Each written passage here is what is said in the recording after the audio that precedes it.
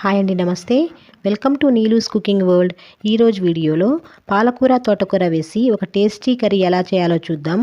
అన్నంలోకి చపాతీల్లో కూడా చాలా బాగుంటుంది అండ్ అలాగే ఈజీగా కూడా చేసుకోవచ్చు. ఎక్కువ టైం తీసుకోదన్నమాట. లంచ్ బాక్సుల్లోకి ఫ్రీక్వెంట్గా చేసుకోవాలంటే ఈ రెసిపీని ఇంక్లూడ్ చేసుకోవచ్చు. ఇలా వీక్లీ వన్స్ అన్నా ఇలాంటి ఆకుకూరలు మన ఫుడ్లో ఇంక్లూడ్ చేసుకుంటే మన హెల్త్కి చాలా మంచిది.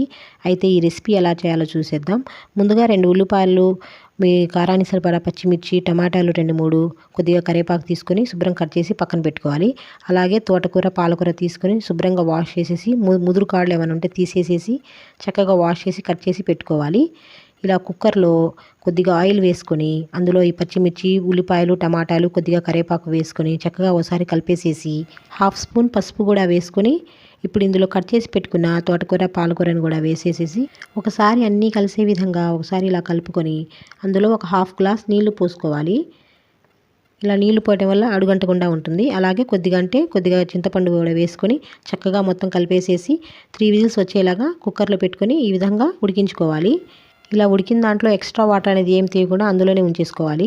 ఇప్పుడు ఇందులో మీ టేస్ట్కి సరిపడా ఉప్పు అనేది వేసుకొని అందులోనే ఒక 1 స్పూన్ కారం అనేది వేసుకోవాలి. నేను ఇక్కడ సాంబార్ కారం అంటే వేసుకున్నాను. ఇలాంటి పులుసు కూరల్లో ఈ సాంబార్ కారం అనేది చాలా చాలా బాగుంటుంది. మన ఛానల్లో రీసెంట్గానే యాడ్ చేశాను. ఇంట్రెస్ట్ ఉన్న వాళ్ళు వెళ్ళి చూడండి. ఇలా సాంబార్ కారం వేసేసుకొని కొద్దిగా కొత్తిమీర కూడా వేసుకొని చక్కగా ఈ విధంగా మెదుపుకోవాలి. ఇలా మెదిగితే సరిపోతుందండి. ఇప్పుడు తాలింపు కోసం ఒక కడాయి పెట్టుకొని అందులో 2 స్పూన్స్ ఆయిల్ వేసుకొని అందులో తాలింపు గింజలు, కొద్దిగా వెల్లుల్లిపాయలు దంచింది వేసుకొని ఎండుమిర్చి, చల్లమిరపకాయలు అన్నీ వేసేసి చక్కగా ఈ విధంగా ఫ్రై అయ్యే విధంగా వేపుకోవాలి. ఇప్పుడు ఇందులో కట్ చేసి పెట్టుకున్న ఉల్లిపాయలు వేసుకొని ఉల్లిపాయలు బ్రౌన్ కలర్ వచ్చే విధంగా వేపుకోవాలి. ఇలా వేగితే సరిపోతుంది. ఇప్పుడు ఇందులో కొద్దిగా మెంతి పొడి, కొద్దిగా కరివేపాకు వేసుకొని మీకు ఇష్టమైతే కొద్దిగా ఇంగు కూడా వేసుకోవచ్చు. ఇలా ఫ్రై అయిన దాంట్లో ఇందాక మెదుపు పెట్టుకున్న ఆకుకూర పేస్ట్ మొత్తం వేసేసేసి చక్కగా ఒకసారి కలుపుకోవాలి. ఈ విధంగా కలిపేసేస్తే పాలకూర, తోటకూర వేసి చేసే పులుసు కూర, మా సైడ్ పుల్లగూర అంటారు. ఏదైనా కానీ రెసిపీ మాత్రం చాలా చాలా బాగుంటుందండి.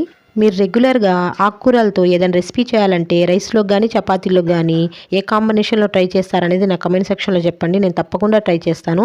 వీడియో నచ్చితే సబ్స్క్రైబ్ చేసుకొని లైక్ చేయడం మాత్రం మర్చిపోవద్దు. Thanks for